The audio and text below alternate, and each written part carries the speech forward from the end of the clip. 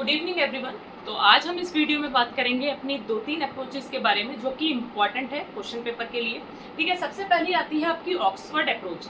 ठीक है, तो क्या है ऑक्सफोर्ड अप्रोच में? देखिए, Oxford approach is given bye Flanders. ठीक है, ऑक्सफोर्ड अप्रोच जिसने दी है वो फ्लैंडर ने दी है। अब क्या कहती है हमारी ऑक्सफोर्ड अप्रोच? ऑक्सफोर्ड अप्रोच आपकी बात करती है कि इंडस्ट्रियल रिलेशन जो सिस्टम है, ठीक है, वो एक तरह से स्टडी है इंस्टीट्यूशन ऑफ जॉब रेगुलेशन का। ठीक है, industrial relation system is a study of institution of job regulation. अब किस तरह से और किस तरह क्या बात कर रहे हैं? देखिए, इसमें बात करना है जैसे कि हमारी एक मिनिस्ट्री ऑफ लेबर, एक हमारी क्या कहते हैं मिनिस्ट्री है।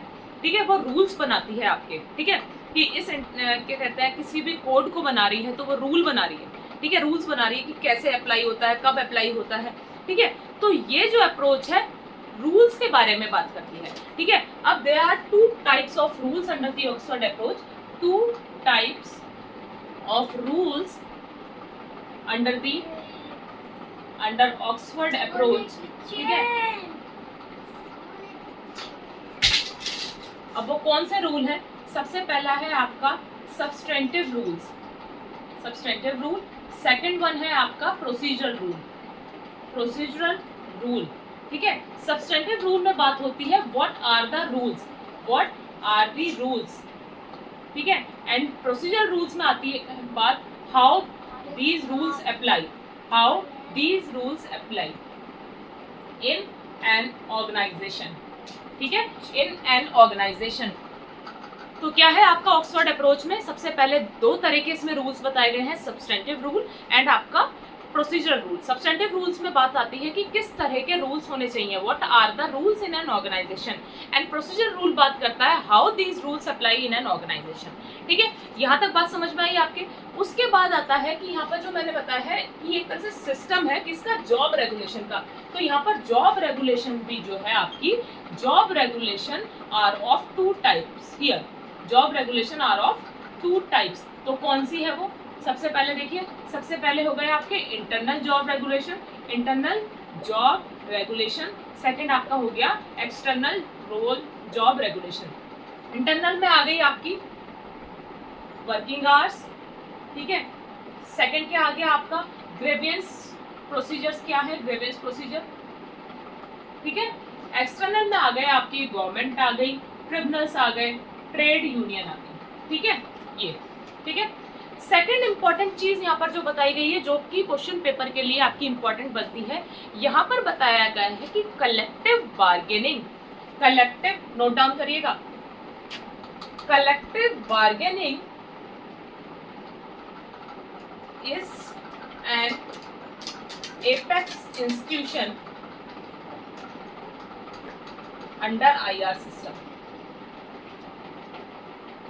और collective bargaining is only technique through the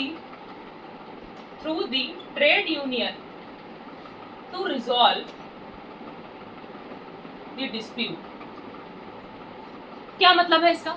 देखिए, यहाँ पर इसका मतलब है कि इंडस्ट्रियल रिलेशन सिस्टम में जो एक एपेक्स इंस्टीट्यूशन बताया गया है, ठीक है, अंडर दी ऑक्सफोर्ड अप्रोच, वो किसको बताया गया है? कलेक्टिव बार्गेनिंग को। कलेक्टिव बार्गेनिंग को यहाँ पर ज्यादा प्रेफरेंस दी गई है। सेकंड इंपॉर्टेंट यहाँ पर क्या है कि collective bargaining through the trade union is a only technique to resolve the dispute between the workers and the employer. ठीक है, कि कलेक्टिव बार्गेनिंग यहाँ पर एक ऐसी ओनली टेक्निक बताई गई है जो किस लिए हेल्प करी जाती है? डिस्प्यूट को रिजॉल्व करने में। और कौन डिस्प्यूट रिजॉल्व करेगा? Trade union. तो ट्रेड यूनियन यहाँ पर इंपॉर्टेंट बताया गया है कलेक्टिव बार्गेनिंग। इसके बाद एक इक्वेशन है कलेक्टिव बार्गेनिंग को लेकर यहाँ पर ऑक्सफोर्ड अप्रोच की। क्वेश्चन पेपर में पूछा जा सकता है एक तरह से कि आपकी क्या कहते हैं इक्वेशन बता देंगे और पूछ लेंगे जी ये किस अप्रोच का पार्ट है। ठीक है, तो इंपॉर्टेंट है, देखिएगा कौन सी क्या है वो।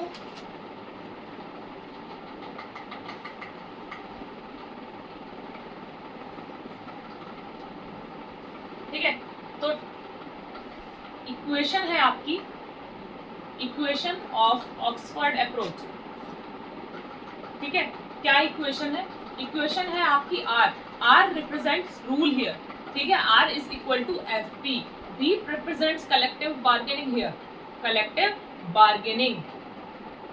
और FC, C represents conflict here, conflict. ठीक है। तो R is equal to FB और FC, ठीक है। क्वेश्चन पेपर में पूछा जा सकता है कि ये इक्वेशन जो है आपकी किस अप्रोच को डिनोट करती है, ठीक है। तो R represents rules, FB collective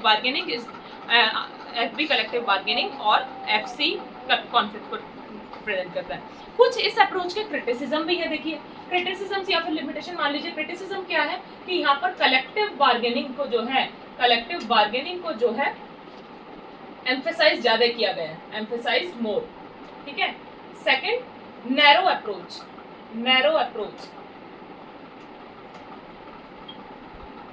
ठीक है। तो ये आपके कुछ क्रिटिसिज्म भी हैं। तो यहाँ तक थी आपकी ऑक्सफोर्ड अप्रोच। आइए अब हम दूसरी अप्रोच पढ़ते हैं, वो है आपकी साइकोलॉजिकल अप्रोच।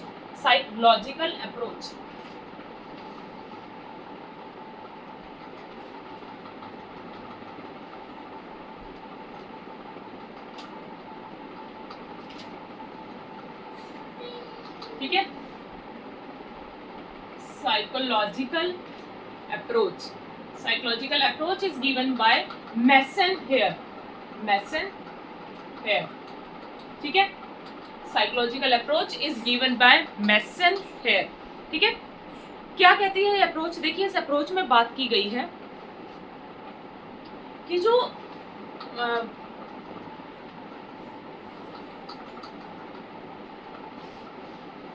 इसमें बोला गया है कि हर एक जो इंडिविजुअल है, ठीक है, वो डिफरेंट नेचर का होता है, ठीक है। और जो थिंकिंग होती है उसकी, ठीक है, या फिर एटीट्यूड एंड परसेप्शन या आइडियोलॉजीज कह लीजिए आप, वो भी डिफरेंट है। It means each and every worker is different and क्या कहते हैं, attitude, perception and nature of each and every worker is also different, ठीक है। तो ये जो भी फैक्टर्स हैं, ये क्या किस चीज को आपके लेड करते हैं? ये लेड करते हैं एक तरह से इंडस्ट्रियल रिलेशन में जो इम्पैक्ट करते हैं इन चीजों को। तो क्या है ये कि जो भी ये बात करती है मेंटल फैक्टर्स में क्या आ गया आपका? नेचर ऑफ वर्कर, ठीक है, एटीट्यूड ऑफ वर्कर, ठीक है, परसेप्शन, ठीक है, जो भी परसेप्शन है, ठीक है, वर्कर का, ठीक है। तो ये सब फैक्टर्स क्या लेड करते हैं? These factors lead conflict in an organisation, ठीक है, इम्पैक्ट करते हैं organisation and impacting industrial relations, ठीक है। तो psychological approach is given by Mason Haire, ठीक है। एंड जो under this approach mental factors like perception, attitude and आपके आइडियोलॉजीज एंड क्या कहते हैं, नेचर ऑफ द वर्कर, ठीक है, इज डिफरेंट, ठीक है। और ये लेड क्या करते हैं? ये आपके इम्पैक्ट करते हैं इंडस्ट्रियल रिलेशंस को, ये इम्पैक्ट करते हैं आपके इंडस्ट्रियल रिलेशंस को, ठीक है। और यहाँ पर इंपॉर्टेंट एक और चीज है, यहाँ पर भी आपका, ठीक है, क्रिटिसिज्म बताया गया है। सॉरी, जो वर्कर्स का सेटिस्फेक्शन है, वर्कर सेटिस्फेक्शन जो है, सेटिस्फेक्शन डिपेंड करता है यहाँ पर डिफरेंट फैक्टर्स पे, डिपेंड्स ऑन डिफरेंट फैक्टर्स, ठीक है। वो कौन कौन से हैं? सबसे पहले है नेचर ऑफ वर्क, ठीक है, क्या नेचर है वर्क का। सेकंड, एनवायरनमेंट कैसा है, ठीक है। सेकंड आपका सेकंड हो गए आपके वेजेस किस तरह की मिल रही हैं, ठीक है। ये सब फैक्टर्स जो हैं एक वर्कर्स के सेटिस्फेक्शन को जो है वर्कर के सेटिस्फेक्शन पर डिपेंड करते हैं, ठीक है। वो सेटिस्फाई कब होंगे? जब उनको अच्छी जगह पर काम मिलेगा, ठीक है। सेकंड क्या होगा कि अगर एनवायरनमेंट ही अच्छा नहीं है जॉब का, जहाँ पर हम काम करने जा रहे हैं, ठीक है, वो भी उन चीज़ को इम्पैक्ट करता है और जिससे क्या होगा, इंडस्ट्रियल रिलेशंस जो हैं वो इम्पैक्ट करेंगे। थर्ड क्या है कि वेजेस अगर कम है और वर्कर्स से काम ज़्यादा कराया जा रहा है और वेजेस कम दी जा रही हैं, तो भी जो है वर्कर सेटिस्फाई नहीं होगा। तो कुछ फैक्टर्स हैं जो आपके इम्पैक्ट करते हैं इंडस्ट्रियल रिलेशन को। तो ये आपकी अप्रोचेस थी, एक साइकोलॉजिकल अप्रोच और आपकी सेकंड थी ऑक्सफोर्ड अप्रोच। इंपॉर्टेंट है, क्वेश्चन पेपर में पूछा जा सकता है, ठीक है।